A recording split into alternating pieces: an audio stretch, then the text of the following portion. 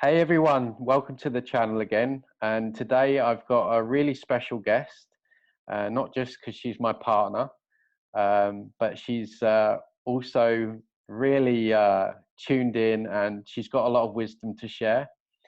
And yeah, it's my partner from True Sovereign Self, Anastasia Moroney. How you doing? I'm good. It's a bit weird me interviewing you, isn't it? We're Does not feel a many bit million weird. miles away. We're actually in the next room to each other, but we like to do it like this because it looks good. So, but anyway, so one of the reasons I wanted to get you on is, well, first of all, there's so few people out there that are really getting these deceptions on a deep level, and I know you do, and so I wanted your insights and wisdom, and also because you've got a really interesting background and story, and I know that you got hooked into a few of the new age trappings along the way, and because this channel is largely about exposing a lot of the new age BS. I really wanted you to come on, share your experiences, share your wisdom, and how it's taken you full circle to where you are today. Um, so, welcome. The floor is yours. Thank If you. you want to just start by giving us a bit of a background to you and where it all began and all that stuff, and then we'll get into the nuts and bolts of it. Yeah, I was just thinking about this earlier. It probably my descent. I'm going to call it the descent into the new age because that's probably what it is. I think it began with The Secret. I think that's when I first started thinking, oh, my thoughts are going to become things, and yeah, everything in my life I've drawn into. And then from there, I probably went on to Abraham Hicks' teachings, which teach you to just vibrate above everything and that your vibration is everything. And then that led me to then work with plant medicine, which plant medicine isn't new age, not in my view. I think you need a lot of courage to drink ayahuasca is the plant medicine that I worked with. It does have good and bad aspects to it. I can give a very balanced view on that if you want me to share about that. And then I fell very deeply into the between flame teachings, and then that's when my real personal descent happened into the underworld, and that's when I did my real work, and that's how I came to the work that I do today. Okay, brilliant. So we'll just start by taking it from the top in terms of, you mentioned that you had, a lot of stuff that had happened to you, when you were younger and how you were searching for something, and just, how this new age scene really kind of hooks people in that are kind of traumatized and looking for something outside of themselves, looking for answers, so to speak. How did that all work with you? Is that one of the reasons why you were kind of drawn to the false white light, so to speak? Yeah, I think the false white light provides a kind of instantaneous comfort for your trauma. So if you've got something that's difficult to deal with and you completely disassociate from it in that moment, it's comfortable because that trauma isn't flooding you. Whether that's good for your long-term growth and your life path and purpose, that's another question. But I think a lot of people find themselves, especially when they've got childhood trauma or attachment injuries, they find themselves in or PTSD, depression, all of it. Kind of you find in the new age, and then it gives you that moment to detach. But it then never. Where the new age is missing is it doesn't tell you that you need to reintegrate these parts. So it gives you a million ways to detach away from something that's happened to you, but it doesn't give you a way of integrating that back in. And what that does is then further fracture and fragment a person, and then a person is never whole, and then a person's easy to manipulate and easier to control. That's why it's a CIA operative, psyop. You can go very deep if you want. Yeah. Well, it's interesting, isn't it? How it's all love and light. Everyone's floating away on their unicorn. You're never allowed to look at anything negative because you're going to draw more of it in.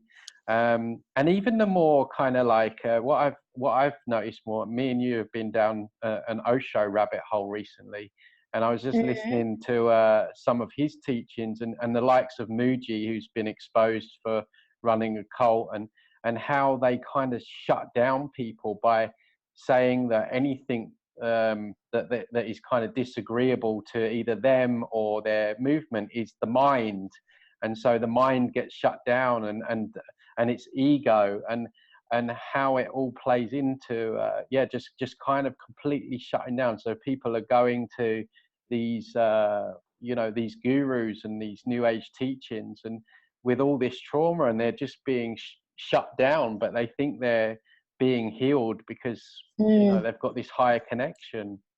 Yeah, and the guru who never allows gossip or judgment or or discernment, and the things that this kind of new age kind of guru teachings stop you from doing is they stop you from critical thinking, which is something that is needed in this reality, and they stop discernment, and they stop integration, and they're three very key important things. So having your own cognitive functioning, integrating everything that's happened to you, and using your own discernment, that is part of the spiritual path. That is the spiritual path, and that's what should be taught rather than worship me and kiss my feet.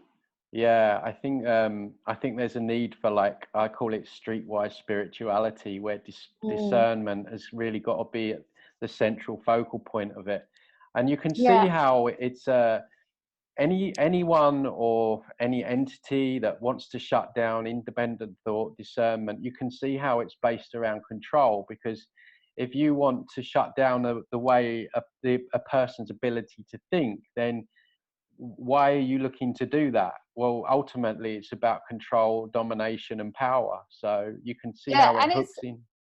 Yeah, and it's the herd mentality, that there's a lot of spiritual movements, and the new age movement is creating a herd mentality. And whenever you get a herd mentality, you're not allowed to question it. And this is what's happening in politics now. The left won't let you question anything because it's so bad to question any of these agendas that we have going on right now. And that's what they've created with the new age. You can't, if I say to some of my friends who are really into the new age, have you thought that maybe that ascension portal might be inside of you? Or if you've thought, they'll start to look at me like I've lost my mind, and like I'm being really negative when I'm actually not. I'm actually trying to encourage them to think about some of these things, because there's a new portal every week, and there has been for the past 10 years, and nothing's changed. In fact, things have probably got worse, if not better. So all these galactic portal openings that we're all waiting for, and all these the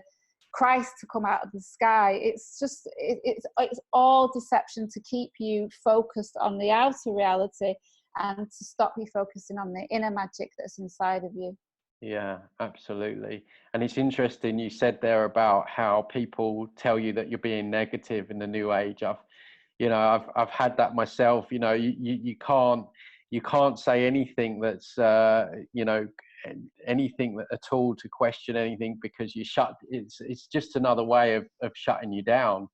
But I think this happens in the truth movement as well. I think that if you go off the official narrative of what's been laid out in the truth movement, and you question it, how many of you, I've seen it on people's posts, you shill, you this, you that. I mean, I'm not so heavily involved with the truth movement as you are, but some of the things that I see, just when people are questioning it, when Max Egan questioned the Christchurch shooting because he wasn't going with the official story and headline, he was, on social media, I was looking at all his threads, and people were annihilating him just for using critical thinking.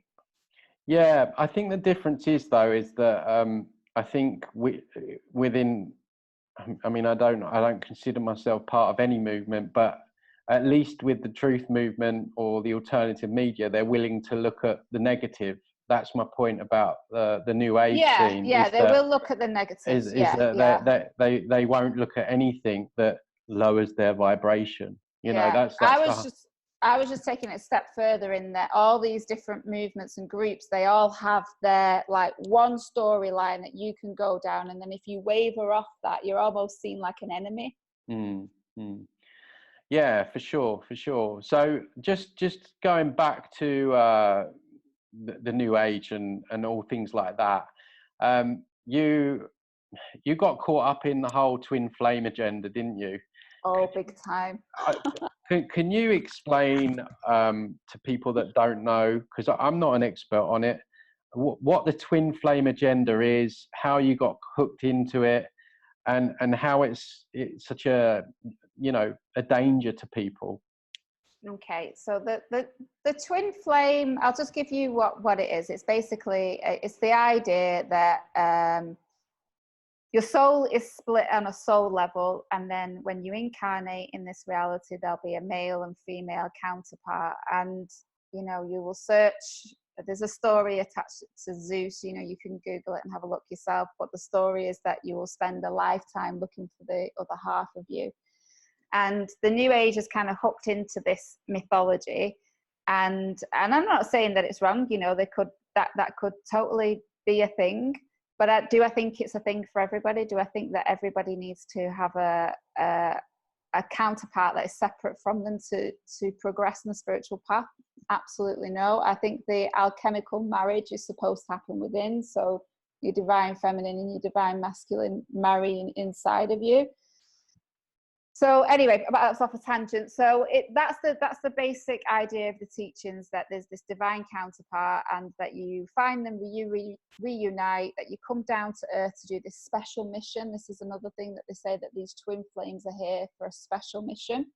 So if you think of what it hooks into, well, first is probably, like many, I had unconscious wounding around love. So I would always attract unavailable men. That was my unconscious wounding.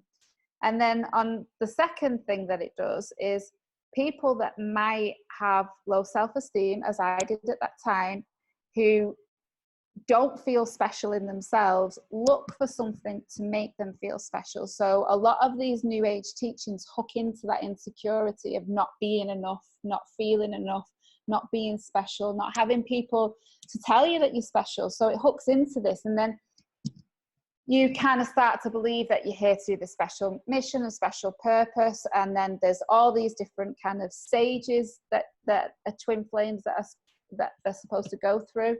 A lot of these stages mimic narcissistic abuse more than they mimic anything else. Whether you think narcissistic abuse is a spiritual path or not, well, you can learn a lot from it. Whether I think it's a path you should go down, probably not. And then you have the whole empath and narcissist dynamics. So many people who find themselves in the New Age are empathic by nature, whether that's through trauma or through their own blueprint, or maybe perhaps a mixture of both, as it is with me. We attract narcissists because we have some of the same qualities as narcissists, but we use them in different ways. So an empath and a narcissist, one of the ways that they're very similar is that an empath and a narcissist can look at your energetic and your emotional kind of blueprint, and they can work out where your weaknesses are. But the difference between an empath is an empath will want to help you kind of with that weakness, whereas a narcissist will use it against you. So you'll end up finding that a lot of empaths and narcissists will do this dark dance, and then it will be labeled as a twin flame relationship. And, you know, all sorts of things can happen and from that, really. So, yeah, it's quite a big topic. Yeah, a couple of the things that, I mean, I haven't looked into it deeply, but a couple of the things that I noticed about it is that there's this whole idea of someone's the runner. And so first of all, what I see with that whole twin flame thing is it's completely disempowering. You see, I mean, there's a few people that I know that are kind of still in that scene. Just all they're obsessed about is meeting their twin flame. Like it completely disables a person. It becomes an obsession over their own spiritual growth, their own spiritual path, what they're here to do. They feel like their mission is to meet this twin flame, and then that's going to make them whole. So it kind of fractures them before they've even began. Yeah, and when you're in that kind of running stage, it keeps you attached to a person because it's already laid out in these different stages that one of you will be a runner and one of you will be a chaser. So the chaser is always described as the more spiritually advanced of the two. So Mm. again, hooking into that whole I'm special because I'm more spiritually advanced than my twin, and I'm gonna stay attached to this person forever because I need to complete this mission. And Mm. that person might be the completely wrong for me. It was the completely wrong person. You know, it was somebody who, to this day, I don't know if he was a narcissist or if he had BPD. I don't know. I'll probably never know. But he wasn't the right person for me. Otherwise, I'd be with him. Mm. So it keeps people attached and burdened, really heavily burdened with a relationship for years. People stay in this for years. You know, it's not unheard of for people to stay in this cycle for 10 years. Mm. It's interesting as well because when you look into the work of like Eve Lorgan, Alien Love Bite, it probably all ties in together. For those of you that have not come across her work, I highly recommend it. And this is where we have the interdimensional interference, where relationships are set up in 4D. If you've, because they can see our timelines, our future timelines, if they know that you're on a higher path, they And can, your blind and your spots. blind spots. And so they'll put certain people, and this has happened to me, fascinating topic, but horrible to be involved in. They'll put certain people in your pathway, and on the surface, they'll show up as everything you ever imagined. And then, the red flags start coming. Then all of a sudden, there's like a smear campaign, or, there's like, and you look back and you don't know what's hit you. And then you tie that in with this twin flame program, and you've got something like that going on, an alien interference relationship. Oh, yeah. And then the person's still hooked in saying, oh, he's my twin flame or she's my twin flame. I need to stick with it. And so, like you say, people get caught up in this for years, no doubt.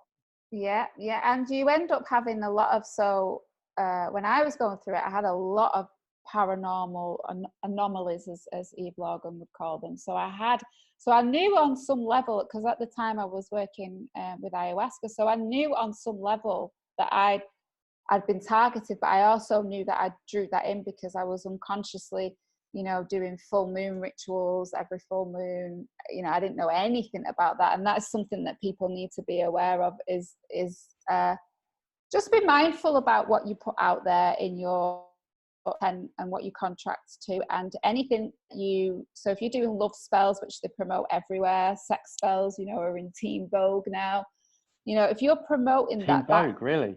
Wow. Yeah, Teen Vogue have got a sex spell out there, and then talk about, I don't know if I should say this or not, but they talk about different about anal sex and how to have anal sex, whilst talking about rituals that you can use and sex magic and stuff. And you've got to be careful with this stuff. You have to be really, really, really careful about what you're contracting with. And that's what I didn't know. So I was doing completely unconscious, completely just, I even had a shaman that gave me a plant, which I was supposed to do a plant bath in every day on from one moon cycle, so that I could draw in this person. And the person came the month after, I kid you not. Wow. So I had this plant that I was bathing in. I was calling in my twin flame. I need my twin flame to do this work with ayahuasca. I need it. I can't carry on living in the jungle without this twin flame. Wow. And then 1 month later, he manifested in my life. And, he's not a bad person. I'm not critiquing him as a person. And this is another thing that people need to be careful of, is people are used unconsciously. It's the whole Agent Smith thing. So people, his vessel was used and my vessel was used, and we had a really terrible dark dance. And it's such a shame, because he was a dear friend of mine as well. So it was doubly upsetting for me. But yeah, I'd kind of conjured this up. So I was kind of contracting with things that I didn't know I was contracting with, whilst using ayahuasca as well, whilst being in ceremony all the time. And I ended up having what they're called in psychology unattached burdens. You call them entities, and I had loads of them, and it played a massive interference in my life. Things were really bad for about a year, like really bad dreams, always been taken off in spaceships on my dreams, the whole shadow beings being around you, things just windows blowing open that were locked in the night, things happening when I was driving, you know, the voices in your head, you know, you'd be happily singing to a song and then a voice will come into your head telling you to drive into a car. And you know, and it becomes very, very very, very difficult. And what I found, and this is why I do the work that I do now, and I don't know if other people will find this, is I couldn't find anybody to work with who understood this stuff. So I could find, you know, I could find a great therapist who could work on the psychological stuff. And I knew some great healers who could work on the more woo-woo stuff, should we just call it. But I never could find the person who knew both. So I mean, I do now. I know there's lots of people that do this work now, but at the time, I didn't know somebody who does the work that I do now. So somebody who works with somebody who's been spiritually attacked, and somebody who works on some of these heavier attachments that people have in that realm, and kind of works on closing them via the subconscious world. Didn't know anybody that did that. So I had to become that. So I almost had to become the person I am now to heal myself from back then, which is, I guess it's the journey, really. I don't know. That's the thing, isn't it? It's always through suffering that we actually find our greatest gifts. And I always encourage people that whatever you're going through now, it's in 2, 3, 4, 5 years down the line, it's probably going to end up as a great lesson and a gift, even though we don't always see it at the time. But I just want to touch on something, because this is something that fascinates me as well. And you know, the way I see the moon is basically a satellite. I see it as you know, the matrix is amplified, it hits the moon and amplified down. I think the cycles are controlled by the moon. I don't feel that anything about it is natural. And this is something else that I see so much in the New Age, all this moon worshipping. I mean, the latest one is called the harvest moon here. I mean, what are they doing? They're harvesting our energy via the moon, and people are worshipping this harvest moon energy. And you know, I just think that the moon is another thing that people are hooked into, because it looks very nice, I guess, in the night sky. But I also see a lot of New Age, like you say, spells and, you know, hexes going on around that. And I find that quite interesting as well. Yeah, it is interesting, the whole moon thing. But then I've heard other people talk about it where there's a higher element of the moon as well. So I don't know. I don't know. No, I don't think any of us have, you know, concrete answers to what it is, but it would make sense to me, because I always think, you know, the microcosm and then the macrocosm. So if there's every single part of you inside of you has a higher aspect, could every single part of you outside of you have a higher aspect? I don't know. Maybe. I don't know. Not if it's artificial. I wouldn't have thought so. But anyway, we can digress on that after the interview. Yeah, okay. So going on from there, if you like, so then you, I know this kind of all happened at the same time, but one thing that I really admired about you, and I still do today, is that you were heavily involved with plant medicine and doing that kind of stuff, and you kind of, well, you did walk away from it essentially, which was your life. I know it was your life. And if you wouldn't mind just sharing what you feel comfortable with around that time period, that would be really interesting. Oh wow, where to start? Nearly 2 years in the Amazon's probably like the equivalent of 2 different lifetimes. But where to start? I'll probably just start with that I share a bit of a different perspective on ayahuasca to what other people share, you know, because I did work very closely with the plant. I think it has great benefits, but I also see that it has a downside as well. It's kind of become very mainstream now, which is a little bit concerning as well, because it's not something to ever be taken lightly. You know, you're opening yourself up on a level that you'll never be opened up to, you know, ever. You know, when you actually take the tea, it passes the blood-brain barrier in your brain. So, you know, you're opening yourself up on a physical level massively, and on an energetic, emotional, and spiritual level. Gosh, and my relationship with that plant. I mean, ayahuasca has its own spirit, and I like the spirit of ayahuasca because it's a very mother energy. It's what you would call my inner queen. That's the kind of energy of ayahuasca. I think it's being misused right now. I think there's far too many gringo shamans that go to the Ayahuasca Foundation, train for 2 weeks, and then come out as a shaman without doing any of their own personal inner work, without knowing about trauma, without understanding some of the deeper implications of ayahuasca as well. Because if you think about what we're going down there with, if you think about like an indigenous tribe has very different problems to what we have as Westerners, very different. So a shaman isn't used to dealing with the complexities of like a Western psyche and some of the things that we have going on. And there's not only that, is that shamans didn't actually used to drink.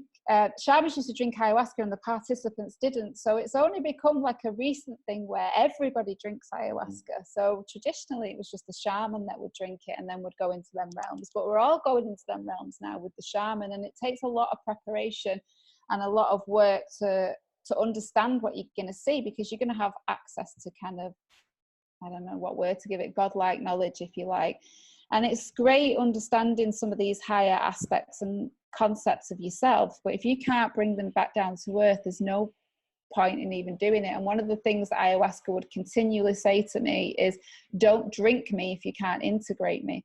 And the problem that people have is, so because it's such, you know, because it crosses the blood-brain barrier, you have this massive dopamine hit. So for like 3 or 4 weeks afterwards, you are high, you are like high vibing, you know, above everybody. So then chasing that high vibe comes. So, you know, you want to be that all the time, you know, because you've seen this version of yourself. And I've seen it with myself, you know, when I was serving ayahuasca, I was like the highest version of myself that I've ever seen. And I was that version because I was blended with the plant. So rather than being blended with my trauma, I was blended with the plant. Now my work now is to get back to that version of myself that I can be in ayahuasca, but without the plant. In an so organic way. In an organic way, which is what the medicine would want you to do. It's a mother energy. A mother wants, I mean, I know there's a dark mother, but a mother energy wants the best for you, and the best for you would be for you to become that. So that's one aspect, in that, you know, you get the continual people that will just chase and chase and chase. So you have that. Then you have people going into working with ayahuasca who've got a lot of trauma and who haven't dealt with that trauma. So you might get access to some godlike information, but when you come back down to earth and you come back to, you know, you go back to your families in the West after being in Peru for 2 weeks, you're still going to have the same parts that you started with. So you're still going to have, you know, the same relationships that you had, the same responsibilities that you had, the same inner stuff still going to be going on. You know, your anger will still come up, your fear will still come up, your complexities of life will still come up, and these need to be dealt with and integrated. But people find that difficult because that's the real work. That's the work of ayahuasca. Ayahuasca wants you to integrate. She wants you, the plant wants you to integrate, but people, you know, bypass that because, you know, you can go and take it again quite easily.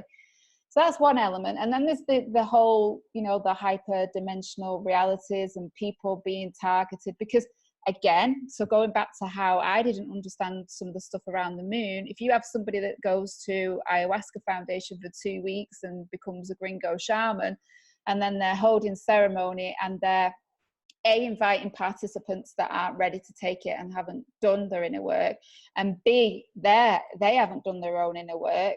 You know, I've seen gringo shamans taking mobiles into ceremony, which for me is energy 1.1.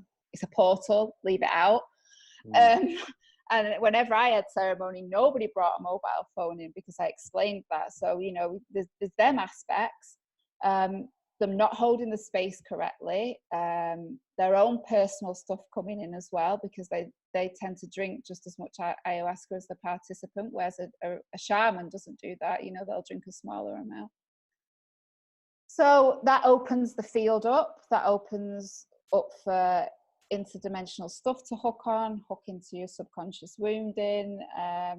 And yeah, I think that's why ayahuasca's in a bit of a mess, not because of the plant, not because of the indigenous people, but because of the way the Western society has abused it, as we abuse everything. And it's all become quite trendy, isn't it? That's the other, whenever there's a big trend, I think we're right to just look at it deeper. But I appreciate you sharing that, because I know it's a sensitive topic for you, and I think the message is really, you can get some great insights, but just be very, very careful, you know, before someone might consider. And drink with people that are come recommended to you. So don't just, you know, see something on Facebook or you know, a poster on Instagram or whatever. Drink with somebody that you feel connected with, and don't do it because your friends are doing it. Do it when you feel called. You have to feel called, and I was called with ayahuasca. You know, the plant is very similar to sort of has a similar personality to me, and then it's a bit of a, you know, has a bit of a, can be a little bit tough, and has that kind of darker element, and likes being in the dark as well, which is what I like doing. So I resonated a lot, you know. I resonated that you could go into some of these darker aspects and transform them, and that's what ayahuasca does. You know, it allows you to do that.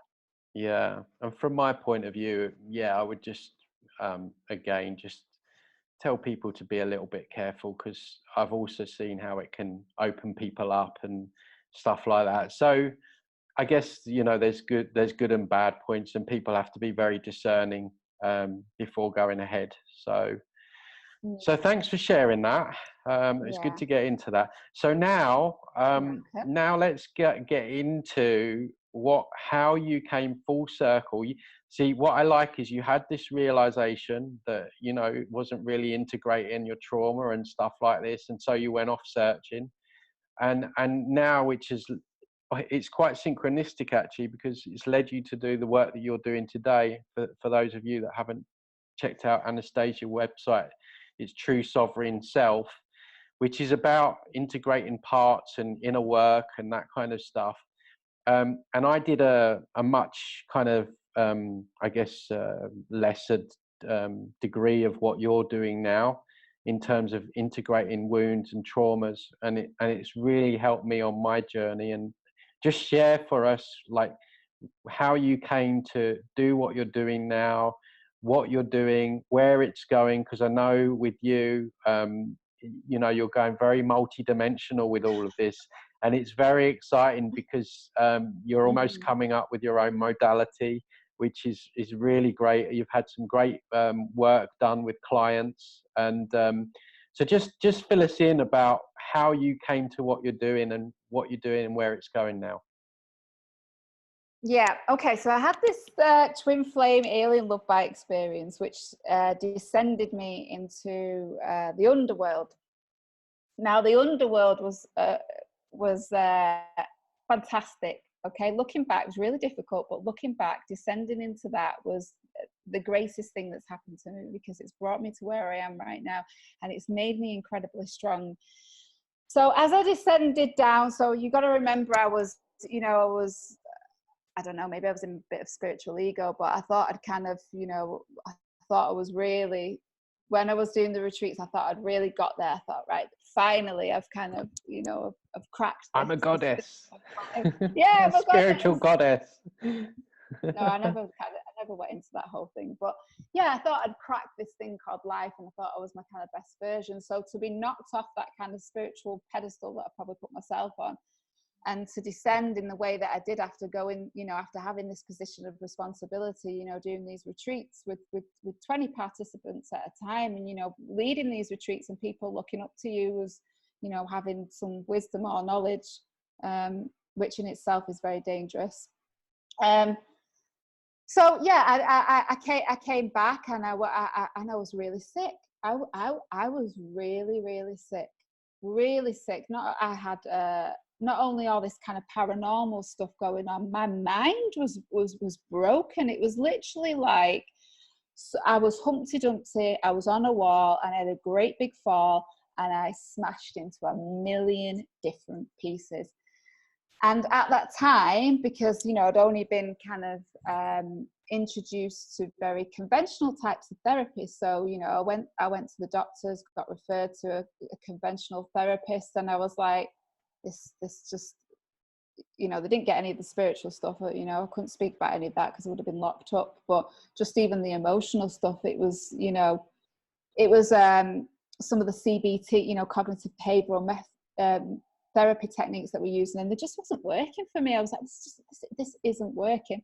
So a friend put me onto IFS, internal family systems. So this is where this is parts work. So the internal family systems model just came as such a relief to me as a person, to understand that actually I'm not singular minded, and I'm not this, you know, bat crazy witch that's just come out of the Amazon. I'm actually a human being that's kind of very fractured right now, and all my parts inside are, you know, they're out of disharmony. They're not singing from the same soul sheet anymore. They're singing a very different tune, and I've got to get them back into tune.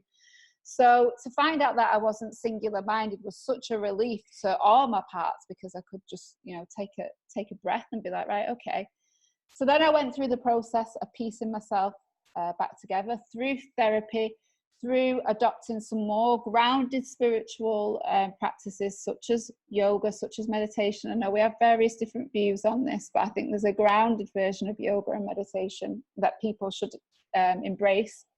And combining these two, I started to come back together, and I started to, you know, become the person who I was in ayahuasca, but without the plant as well, which was always my aim and my goal. I'm not 100% there yet, but yeah. And then in terms of the question you asked about my own modality, through working with clients, I started to realize that parts had threads in different lives and different realities and in different places and spaces, and that not all the parts that my clients were getting in touch with were just in this realm. They had a kind of another layer on top of them. So as I'm, you know, very deep and like to explore, I've kind of delved into this, and then I'm in the process of merging my own modality, which in time will come. But yeah, it's been a great journey, and I'd just say to anybody that's out there that's really struggling, in that your wisdom become your teachings. So your wounds become your teachings, because they become your wisdom. Mm-hmm. So anybody that is wounded is just a potential really good teacher. That's what they are. They're teachers in training school. And I think integration and emotional work is so key. I mean, I can't believe how naive I used to be. Like 2 or 3 years ago, I thought I've had a pretty decent childhood. I'm all right. And it was only when I had 1 or 2 sessions with a similar kind of modality, I was in there for another 7 months. Like we really do have all these parts inside of us that express themselves as maybe self-sabotage, lack of self-esteem, you know, defensiveness. And by working through these subconscious parts, we can really heal these triggers and heal these wounded aspects of ourselves. And from my point of view, in terms of the work that I do with attachments and removing stuff like that, these entities, these interdimensionals, distorted forms of consciousnesses, they really use these wounds to hook into us and to amplify. They have technology that actually amplifies our subconscious wounds. So, you know, if you've got a not feeling good enough, or not feeling worthy, then they can turn the volume up, and then what that does is it amplifies it in your own mind. So it's more anxiety, more fear, which creates more energy for these matrix forces. So there's so many reasons why we should be doing this, and least not, and I say this all the time, is that we're always drawing people and experiences into our lives based on our subconscious wounding. So Yeah. you know, we will repeat timelines over and over again until we go behind to the projector, change the movie from there, rather than shouting at the movie. And I really see this playing out in my own life, and I know through people that you've worked with. You know, your outer world starts changing as you heal your inner world. It really shifts. It really shifts. It's amazing what you can do. And it's amazing just how rich your inner world is as well. Just how light. I mean, it's such a pleasure to do this work to be allowed into, you know, to get a glimpse into someone's inner world, because it's just, there's so much treasure in there. And some of these parts that you know, people call them your demons. They are your greatest allies. Your demons might have held you when nobody else did. And I can tell you from working with people and working with myself, some of my darkest parts, this is why I was saying earlier, you know, this is why I resonated with ayahuasca, because it was in the dark, and I like the dark. I like working in the dark, because if you transform some of your perceived darkness, you are going to get one of your greatest allies, and you're going to get some of your greatest power. So if you think about, you know, some of you know, when we've spoke about like how anger can be used, how positively anger can be used right now in this space, time and reality, and how much it's needed. And to suppress that is to suppress some of the greatest power that's within you. So I think I just want to go a tad deeper with this. So when we talk about parts, so I know one of your parts specifically. If you wouldn't mind sharing like that part in its lower self and then in its higher self. So maybe like the Queen or one of those parts. Oh, the Queen. So let's take the Queen lowest, how she expresses herself in your life as a lower version, and then talk about her as a higher version. Okay, so the Queen. The Queen, well, she has a lot of protectors. So protectors are subparts which your internal system uses to protect some of the bigger parts and aspects. But the Queen is in her highest aspect. She is she's a warrior in what she does. She doesn't take any. She's very directional. She's very powerful. You know, she can sit on her throne, create her own reality. She is the part of me that might be a goddess. Shouldn't say might be, is. And I guess she's the version of me that I see. The best version of you. She's the best version of me. She's the version that I seen when I was working with ayahuasca. Okay, so in her extreme version, so her lower version, she would be well, I'll give you some of the sub-personalities that she has around her. So she has a people-pleasing part around her that wants to just make everybody happy, so it doesn't have any, so it's not criticized.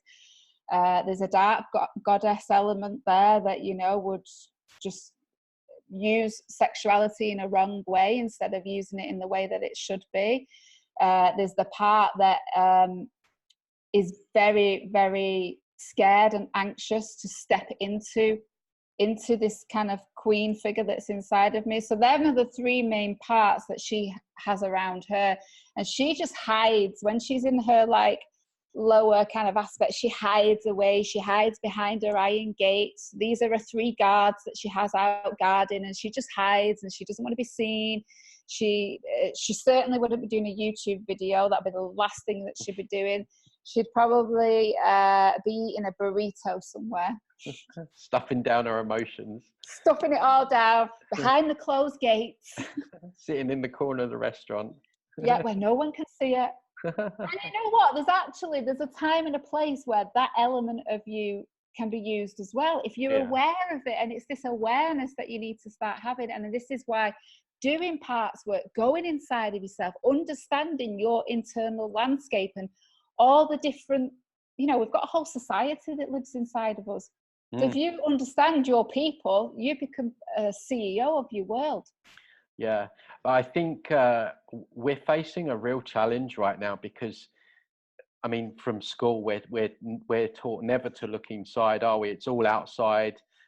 We look at growing up, it's all about outside appearances. Women are tied in with that whole looking a certain way. Everyone's got a gym membership, but a lot of people are dead inside, you know, and it doesn't have to be that way, but that's how we're so indoctrinated to think that everything is outside in, that we've completely dropped the baton in this. And I think, you know, I've said this before, that as above, so below. Maybe there is so much trauma and suffering in the world because it's an outward expression of what we feel inside of ourselves.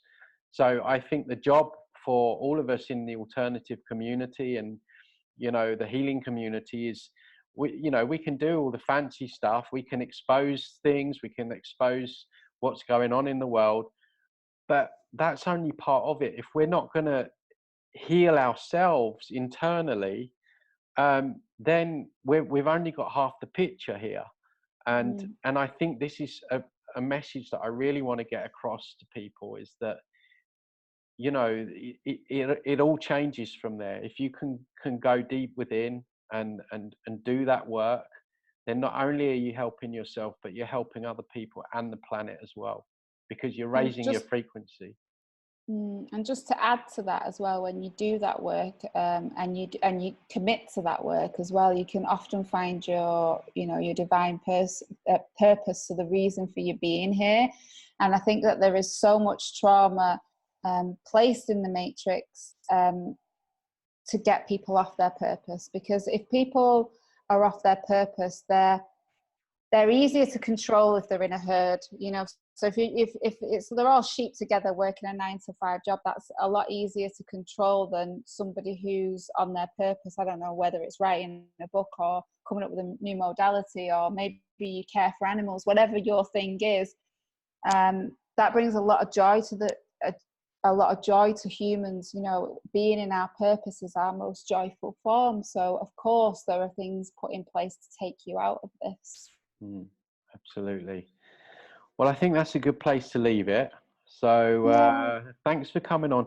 Can you just share where people can find out more about your work? How can they contact you to work with you, and just your Facebook and all that stuff? Yeah, sure.